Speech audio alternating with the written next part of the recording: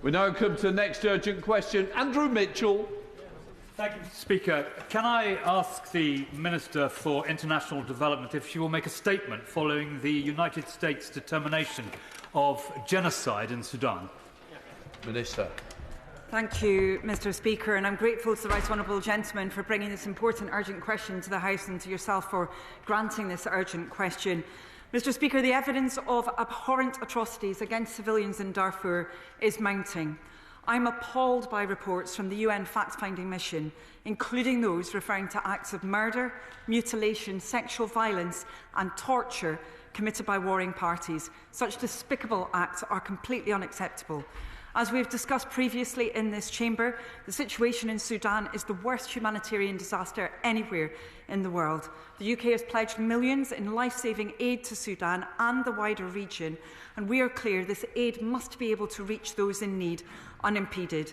On the precise question raised by the Right Honourable Gentleman, Mr. Speaker, the long-standing position of successive British governments is that it is for courts to decide whether genocide has occurred. While the UK takes a different approach to genocide determination, therefore, than the US does, we condemn what is happening in the strongest terms. Irrespective of any genocide determination, it's clear that atrocities have been committed in this conflict. Those responsible must be held to account. We strongly support the ICC's active investigation into the situation in Darfur, including allegations of crimes committed since April 2023. This support has included the secondment of expert investigators to support the ICC's work in a number of countries, including Sudan. Since the outbreak of the conflict in 2023, the UK has frozen the assets of 9 commercial entities linked to the RSF and the SAF. On the 8th of November last year, the UNSC also sanctioned 2 RSF commanders involved in perpetrating ethnically motivated atrocities. There's a long-standing UK arms embargo in place for Sudan, as well as a UN arms embargo on Darfur. The UK worked closely with the US to renew the UN regime on the 11th of September of last year. The UK has also led the establishment of the independent fact-finding mission at the Human Rights Council and funds the Centre for Information Resilience to collect evidence of abuse and support accountability efforts. In conclusion, Mr. Speaker, we are determined to do all we can as the UK to work with others to press the warring parties to abide with international law and to protect civilians, collecting information, promoting prevention and ensuring accountability. Thank you. Andrew Mitchell. Thank you, Mr. Speaker. Mr. Speaker, my purpose today is not to criticise the government, but to urge them to do more on what is without doubt the worst humanitarian crisis in the world. I don't wish to detain the House on the high politics of the region, but to focus on the unspeakable suffering of Sudanese civilians who for almost 2 years have borne the brunt of the most appalling violence perpetrated by the 2 warring factions. Today, Mr. Speaker, 25 million people need urgent humanitarian assistance, with over 8 million internally displaced and a further 3 million seeking refuge in Chad, Egypt, Eritrea and Ethiopia. Above all, we face the unconscionable situation where a horrific famine looms over millions of people, which will lead unbearably to hundreds of thousands of women, children and men starving to death before our eyes. And if that isn't enough, the violence perpetrated by the RSF particularly, but not only in Darfur, is explicitly identity-based, involving the targeting of black African tribes such as the Masalit and Zagawa. Right now, in El Fasher, Darfur, over 500,000 civilians face siege and the triple threat of identity-based mass violence, armed conflict and famine. Last week, the US Secretary of State, Tony Blinken, called these horrors out for what they are: genocide. His determination is surely the clarion call for the UK as penholder on Sudan at the United Nations to confront genocide and crimes against humanity in Sudan. Will the Minister set out the government's approach to atrocity crimes in Sudan? Will she consider funding Adama Dieng's office as the African Union Special Advisor on Prevention of Genocide? Mr. Speaker, many of us have long warned that Sudan is the forgotten crisis. I saw this for myself on the border between Chad and Darfur last year, and it has come to pass that the world's neglect has allowed appalling crimes to thrive. Now it is time for British international leadership more than ever to shine the spotlight, to prick the world's conscience, and to bend every sinew of our capabilities to bring this indescribable horror to an end. Minister. Thank you very much, Mr. Speaker. I'm very grateful to the Right Honourable Gentleman for his commitment to this issue. I know that's something that's shared actually by many right across this House, in every party, that we see those appalling events unfolding and are absolutely determined to do something about them. I'm very grateful for the passion and determination with which he rightly spoke just now. Briefly, Mr. Speaker, he talked, of course, about the dreadful violence that is unrolling within Sudan. He also talked about the humanitarian situation. Of course, since we last met in this place, we've had the determination by the IPC that came on Christmas Eve. Truly terrible reading to see that now there are 5 areas of Sudan which are classified as being in those famine circumstances. He talked about the need for political leadership. That is something that the new government is absolutely determined to deliver at every single level, from the Prime Minister down. Obviously, the Foreign Secretary has prioritised this, myself as well, and the Minister for Africa. And I'm sure that the Right Honourable Gentleman saw that we, along with Sierra Leone, were determined to press at the Security Council the critical issue of protection of civilians. We were appalled, Mr. Speaker, that Russia decided to exercise their veto in relation to this. They absolutely should not have done, because this is an issue where we see that human suffering in such appalling relief. He asked about the UK's work in relation to atrocity prevention. I talked about the work that we have been engaged in around the fact-finding mission. I was very pleased to see additional support from that coming from African countries when we saw the renewal of that mission. That's something that the UK has indeed worked with the African Union on. We continue to do so. I raised this myself with the African Union when I met with them in Addis Ababa. And just finally, Mr. Speaker, he talked about the need for this crisis not to be forgotten. We are absolutely determined to ensure that we use every mechanism available to us, bilateral, multilateral, within this chamber and beyond it, to raise the profile of this issue, but also to ensure that the UK does what it can. And of course, we doubled our aid to Sudan, reflecting that appalling crisis. Thank you. Anneliese Macdonald. Thank you very much, Mr. Speaker. As you said, the situation is horrendous, with 6.9 million people at risk of gender-based violence, 75% of children out of school. The US also announced new sanctions when it made the announcement. Will the government review its sanction policy, both in terms of perpetrating networks on the ground and enablers abroad? Minister. I'm very grateful to my honourable friend for raising this, and also for the work that she and others have undertaken around specifically the matter she mentioned, which is that of conflict-related sexual violence in Sudan. And we had a debate on this subject in Westminster Hall last week, Mr. Speaker, which revealed the horrendous reports that have been coming from Sudan impacting on women and girls. She talked about, Mr. Speaker, the number of children who are out of school.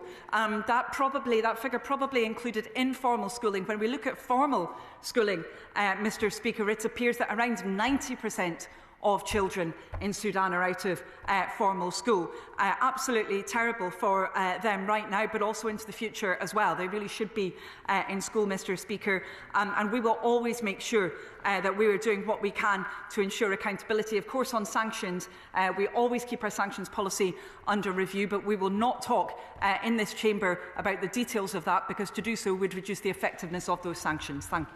Shadow Foreign Secretary Dame Priti Patel. Speaker, and I'm grateful to my right honourable friend, the member for Sutton Coldfield, for securing this important urgent question. It is right that we take seriously the fact that the US administration has made a genocide determination in respect to Sudan and has imposed what it calls accountability measures. And as the Minister has recognised, that we have a distinct mechanism when it comes to determining genocide, and it is right that governments stand by that. But notwithstanding this, we recognise that the US's decision is designed to confront the abhorrent brutality that the world is witnessing against the innocent people of Sudan, with appalling atrocities, as we've heard already, committed against civilians and completely unjustifiable restrictions on humanitarian aid, Mr. Speaker. And with millions needing urgent food assistance, Sudan is hurtling towards a man-made catastrophe of an unimaginable scale. The government needs to, obviously, to be doing everything in its power to press the warring parties into a ceasefire ceasefire and to hold those responsible for these atrocities to account, because red lines have been crossed in this conflict and we cannot stand by. The Conservative government, as the Minister knows, applied a regime of sanctions on those supporting the activities of the Rapid Support Forces and, indeed, the Sudanese Armed Forces. In light of the decision by America, is this government's intention to now go further on sanctions and to mirror the United States? And what is the Minister's strategy for trying to deter non-domestic involvement in this conflict? And is it the government's intention to provide additional expertise and resource to help ensure those perpetrating these crimes, including in Darfur, to be brought to justice? And that also relates to our position on the UN Security Council. How will we leverage that? On the humanitarian side, what pressure is the government exerting to smash through what are now arbitrary obstacles blocking aid delivery? And what assurances can the Minister give the House that UK aid is ending up in the right places? And finally, what bearing does the government make on this assessment from the US's new decision?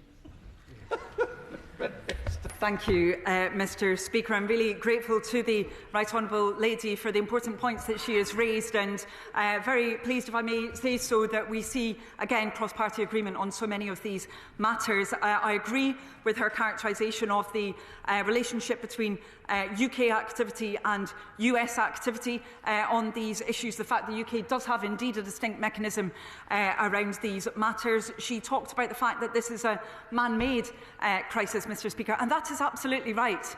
There is nothing inevitable about the extreme suffering that we see right now in Sudan. We call on all warring parties to indeed cease fire, to put those needs of civilians at the top of their minds rather than this appalling conflict. And indeed, in that regard, Mr. Speaker, she asked about the actions of other nations. We have been very clear, and I've been clear at the dispatch box, as indeed have other government ministers, that there is no reason for any other country to be engaged in Sudan other than to provide humanitarian support. They should not be involved for any other reason, and I am pleased to see her nodding to that also.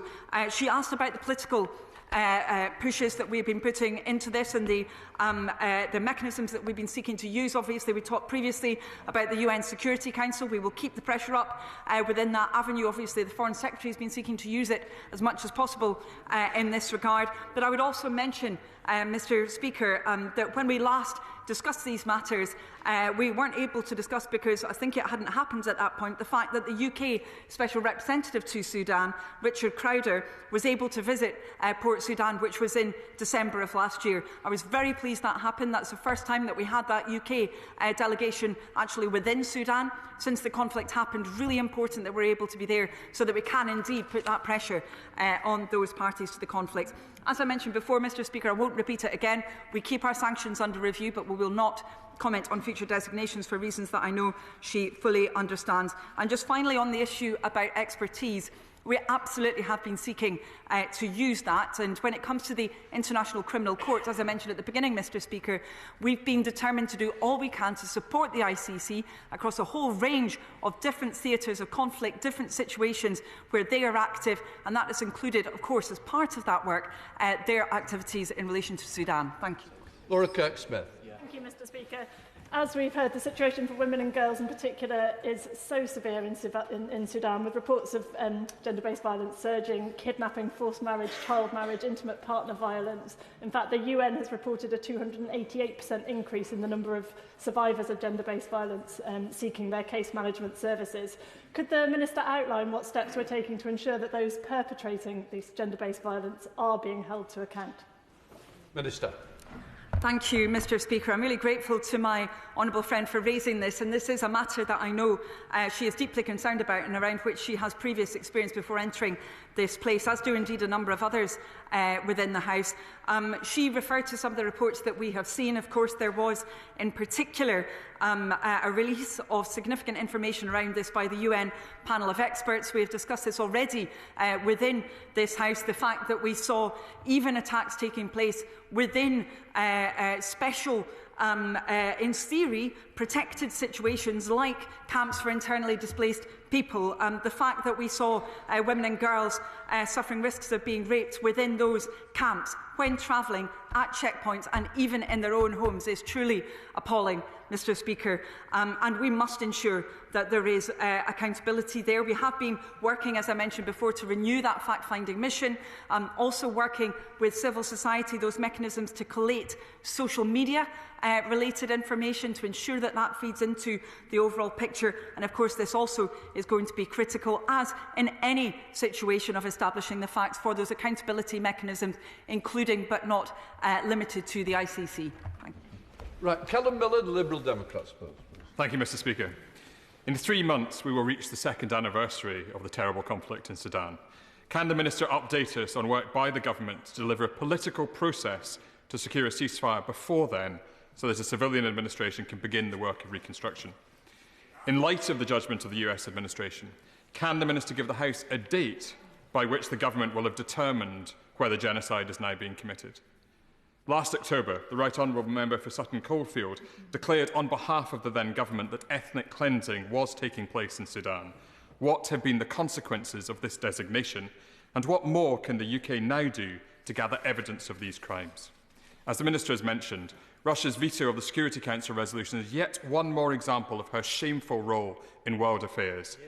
But the needs of children, women and ethnic groups for protection is greater, not less, as a result.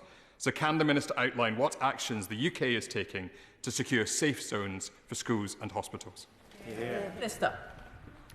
Thank you, Madam Deputy Speaker. I'm very grateful to the honourable gentleman for the very important questions that he raises here. He is right to refer to the fact that we're approaching, of course, the 2nd anniversary of this conflict, which has been so truly awful in terms of its impact on civilians. He asked about the political mechanisms that we will be seeking to use to seek to secure a ceasefire. I referred, Madam Deputy Speaker, to the fact that we had that visit from the UK, a delegation into Sudan for the first time since the conflict began.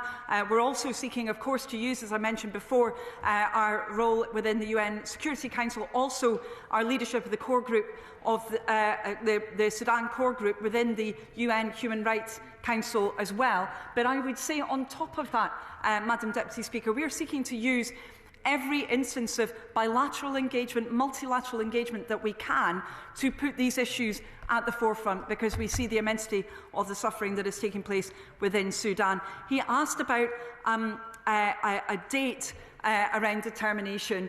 Madam Deputy Speaker, I don't want to bore the House by stating again the approach of this government, which is the same as that of previous governments, but we believe it's very important that there is robustness, that there is trust in the determination of these issues. That means ensuring that there are effective international instruments which are driven by experts. Of course, the International Criminal Court, it's through determinations of those expert lawyers based on evidence that is internationally trusted that decisions on these matters will be come to, including this one. He asked about evidence, Madam Deputy Speaker. I would refer him to my previous remarks around the work that we've been undertaking, especially with the fact-finding mission. Of course, we will seek to do all that we can to build on that in the months to come. Thank you. Florence Eshelemi. Thank you, Madam Deputy Speaker, and I welcome the Minister's response today and ask that the Government continue to keep the House regularly updated on this. And as the Right Honourable Member for Sutton Coldfield mentioned, this is an issue that we cannot and as a House should not forget. In December, I met with Islamic Relief, who are based in my constituency, and they gave me an update of some of the work that they've been doing. They told me that at least 50 aid workers had been killed and 45 wounded since the war in Sudan started.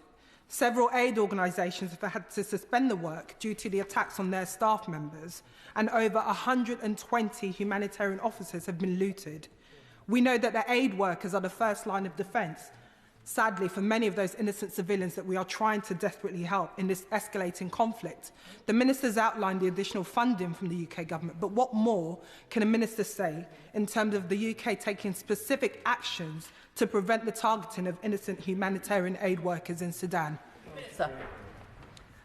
I'm very grateful to my honourable friend for raising these incredibly important issues. She is right that it's very important for this government to keep members of the House informed about developments. I can report that my officials briefed the all-party parliamentary group on Sudan. We're very happy to make sure that route for information is maintained, but very grateful, of course, to the Right Honourable Gentleman for raising this urgent question, and for any other members who wish to discuss it with me. She talked about Islamic Relief, and I want to praise their work in this regard and that of the other NGOs which are active, trying to make sure that support is received by those in such desperate need within Sudan. She talked about the impact on aid workers, and Madam Deputy Speaker, we have passed through recently one of the most deadly periods globally for aid workers. We've seen, as she mentioned, around 50 aid workers assessed as having been killed in Sudan. Around 300 have been assessed as having been killed in Gaza. We've also seen aid workers having been held hostage in Yemen and still being held there. We are determined as the UK Government to make sure these issues are raised, that we enable those who spend their lives actually often in situations of danger to help others, that they are able to do so in safety, in security and with the protection of international humanitarian law. Thank you. David Mundell. Thank you, Madam Deputy Speaker, and I welcome this urgent question because it is an opportunity to shine a light on these appalling events. And unfortunately, following the Right Honourable Lady's last statement, we didn't get as much even national attention on these events, which we must all try to ensure. Can she tell us whether she still thinks that the Jeddah process is something that can bring the warring parties together, and what specific action has the UK Government taken in relation to international partners such as the United Arab Emirates in terms of encouraging them to play a more positive role, or any sort of positive role, in this conflict? Minister. Thank you, Madam Deputy Speaker, and I'm very grateful to the Right Honourable Gentleman for raising the issues that he has, and I'd be very keen to work across the House on trying to make sure that we elevate the salience of this dreadful situation. He mentioned the Jeddah process, and the new UK Government, and I believe the previous Government also, was very clear that both warring parties had to engage with these mechanisms. Of course, there were commitments that were made during that Jeddah process by the warring parties that have not been held to. They must be held to, and they must both engage with the mechanisms now that are being created in order to try and seek a ceasefire. Instead, we've seen a really frustrating situation where there may have been engagement by the RSF in some, by the SAF in others. They both must engage for the sake of civilians within Sudan and the many refugees beyond it.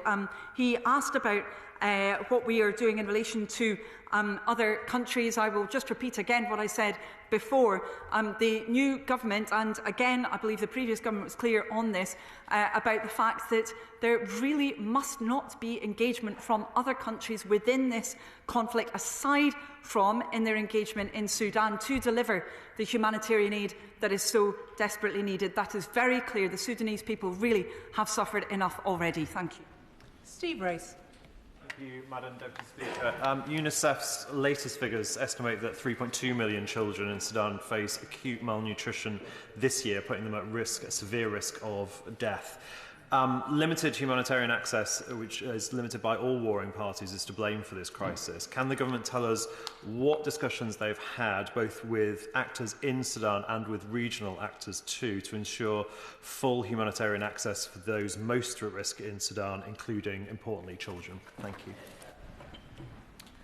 Yeah, I'm very grateful to my honourable friend for raising this issue, and I know he's deeply concerned about developments that have taken place over recent months. Of course, a very significant one has been the changes that we've seen over time in relation to the Adre crossing, which is absolutely critical for ensuring that aid can pass into some of the areas at Sudan which are under the most intense pressure when it comes to food supplies in particular.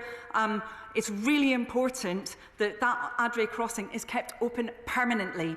Of course, we welcomed the fact that there was an agreement to extend the opening of that crossing beyond the initial 3-month extension on the 15th of November. But really, this should be open for the future as well. It really is important. We also need to see, of course, the RSF committing to urgently facilitate access across lines of conflict as well. So we need to have that openness to aid, both into Sudan and then within Sudan, across lines between the warring parties, so that those in so much need, including children, as he rightly mentioned, can get the support they need. Thank you. Monica Harding. Thank you, Madam Deputy Speaker. When the government last announced its aid package, 1 area was in famine and 4 were on the brink. Those 5 areas are now in famine. Another 5 are expected by the spring, and a further 17 are at risk. And even as that hunger crisis spirals, less than 10% of those in affected areas are getting humanitarian assistance. So what new steps, new diplomatic steps, are the government taking to get food into those affected areas? And would the government also commit to further funding for humanitarian assistance in view of this ever-spiralling famine? Sir. Thank you, Madam Deputy Speaker. And briefly, so we can get to more questions, in response to the Honourable Lady, I can inform her that following that truly disturbing determination by the IPC, the UK requested an urgent open briefing at the UN Security Council on the 6th of January, so at the beginning of this year, where we called for a lifting of all bureaucratic impediments, improved humanitarian access and a political solution to the conflict. So we do not see that food and nutrition catastrophe deepening even further. Andy Slaughter. Thank you very much, Madam Deputy Speaker. The Minister says that the US has a different process for identifying genocide than we have here. Would you say where she thinks we are in that process? And in particular, what role does she see for the law officers in making a determination? And if it's a question of evidence, would she be wise to follow the suggestion from the Right Honourable Member for Sutton Coldfield and to fund the African Union Office for the Prevention of Genocide? Minister. So I'm grateful to my honourable friend for raising this. We did talk a little about this subject previously. Just to underline again the UK's position, we believe it's important that there are international mechanisms for determinations of these critically important issues, because there must be trust around them internationally so that they can then carry weight. That is the UK's approach. But we have been seeking to ensure, when it comes to that accountability, evidence gathering and then acting on the evidence, that the UK is supporting those mechanisms. That includes the International Criminal Court. Madam Deputy Speaker, I talked before about the UK's contribution to that court. Thank you. Sir Julian Lewis. Since we last discussed this horror on, I think, 29th of October, I'm not aware of any major news coverage of it. How is it that this goes so underreported? Is it simply too dangerous for journalists to be there? And when she stresses the wish for no other country to intervene, isn't it, however, the case that genocides tend to go on until someone stops the people committing them? Minister. Thank you, Madam Deputy Speaker. In response to the Right Honourable Gentleman's query around media coverage, I was pleased to see that the BBC did do a major package on this. That was with Tom Fletcher having visited. I'm very pleased that there was that UN engagement, incredibly important. But we really do need to see more of a focus on this situation. And indeed, that's how I would respond very briefly, Madam Deputy Speaker, to his third point. Actually, one of the things that's most important when it comes to the prevention of atrocities is the ability for journalists, for fact finders, for investigators, for experts to be able to visit. And the UK has been supporting that in the activity that we've undertaken. And finally, he asked about how we can ensure that there is a greater profile on these issues coming from the UK side. As I mentioned earlier, I was very pleased that the UK has had Richard Crowder able to visit within Sudan. I think that's very important that we actually have that presence within the country. Thank you. Jessica Morden. Thank you, Madam Deputy Speaker. Following on from the last question, there was, in fact, a harrowing series on Sudan last week in which the Times reported that enforced starvation had been part of the arsenal of war. I know the Sudanese community in Newport are deeply concerned for their friends and family with no end to the conflict in sight. The doubling of the UK's humanitarian assistance in November is absolutely vital, but I know my constituents would want the Minister to reassure them on what the government is doing to combat the deliberate restriction of aid. Minister.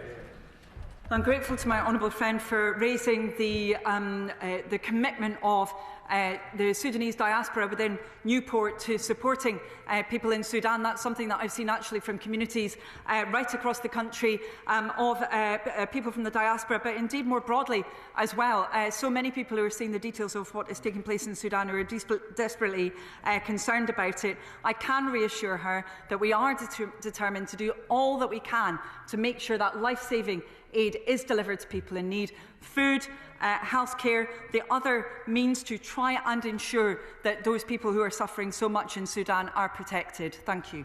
Chris Law. Madam Deputy Speaker, we all remember the appalling comments of the Foreign Secretary in October when he said that genocide is a legal term which must be determined by international courts, which is appropriate only, and I quote, when millions of people have lost their lives. The Special Advisor to the UN Secretary-General on the Prevention of Genocide has said the situation today in Sudan bears all the marks of risk of genocide.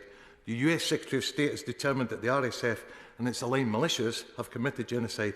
And then the UK Protection Approaches Director has said, and I quote, the people of Sudan face unimaginable precarity under triple threat of war, genocide and famine. Madam Deputy Speaker, why is it so reticent that time after time in this House we cannot use the word genocide when it's all around us and the evidence is there for us to see? So does the Minister stand by the Foreign Secretary's assessment that it's only for international courts to make this assessment, that millions must die before the term genocide can be used? Does the Minister believe that US Secretary of State's use of the term genocide undermines its seriousness? Minister. Thank you, Madam Deputy Speaker. Well, this government believes it's critically important that we have an approach to determining genocide that's consistent with our obligations under the Genocide Convention and under the Rome Statute. They're incredibly important because, as I talked about before, it is critical that we have trust internationally in that system, that we make sure there is a clear, impartial and independent methodology for the determination of genocide. That is important because of the seriousness of the matter of which we speak. Thank you. John Slinger. Thank you, Madam Deputy Speaker. In 2004, General Colin Powell, then Secretary of State, referred to events in Darfur as genocide, but action wasn't taken. A genocide in Rwanda took place that wasn't prevented, and similar events in Iraq where the Kurds suffered a genocide. Irrespective of definitions of genocide, does my right honourable friend agree with me that more external pressure is needed from the international community to deter those who would commit war crimes, to make sure that humanitarian aid gets in, irrespective of local opposition? Minister. Yes, I do, on all counts, Madam Deputy Speaker. Thank you, Madam Deputy Speaker. Almost daily we see reports about what's going on in Gaza or Ukraine, yet we hardly see anything, as my right honourable friend has mentioned, about the situation in Sudan. Clearly, this is genocide, and the most important thing probably now is going to be what the incoming administration in the United States take as an attitude towards this. So what discussion has the Minister or any of the Foreign Office ministers had with the incoming Trump administration on the action they will take to support our penholder initiatives in Sudan? Thank you, Madam Deputy Speaker. Well, it's critically important that the UK works with the US on this. We have been working, of course, as he would expect, with our US counterparts on this issue. But it is also important, Madam Deputy Speaker, that we work with others, particularly within the region. That is why we have been having particularly committed and repeated discussions with the African Union, for example, why we work with Sierra Leone around the fact-finding mission renewal as well. Thank you. Priti. Thank you, Deputy Madam Speaker. And can I pay tribute to the Right Honourable Member for Sutton Coldfield for the continued work he does on this matter. Reports from Sudan are deeply harrowing, and the UN is highlighting the staggering scale of sexual violence being perpetrated, particularly by the RSF. There is evidence, credible evidence, that some women and girls are taking their lives or contemplating suicide as a preemptive measure. That this is happening in 2024 is absolutely appalling, and that is happening without any international attention to the matter is horrendous. So, can the Minister state the work that we are doing with international partners to make sure we are delivering as much humanitarian funding as possible. Minister. Thank you, Madam Deputy Speaker. And my honourable friend's absolutely right. Some of the reports that we have heard are extremely disturbing in this regard. The UK is supporting the work of UN bodies around us, particularly the Office for the High Commissioner for Human Rights, and we are also ensuring that when it comes to aid, as she mentioned, that we are seeking to support those who have been the victims of these horrific crimes. That includes helping partners provide clinical treatment, dignity kits and psychosocial services for survivors. Thank you. David Chadwick. Thank you, Madam Deputy Speaker. Is the Minister committed to the introduction of a no-fly zone across Sudan, including drones, as is currently the case in Darfur? Minister.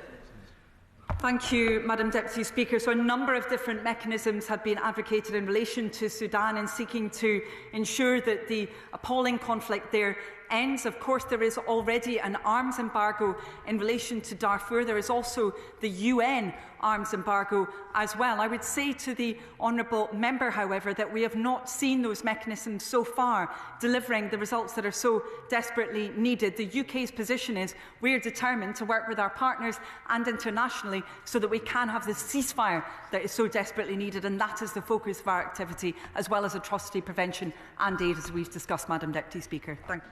Joe Powell.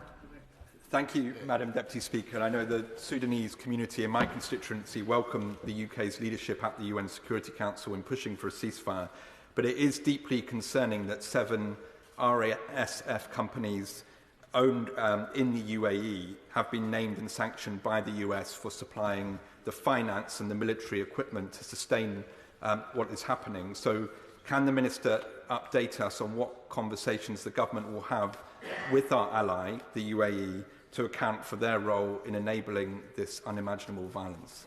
Minister.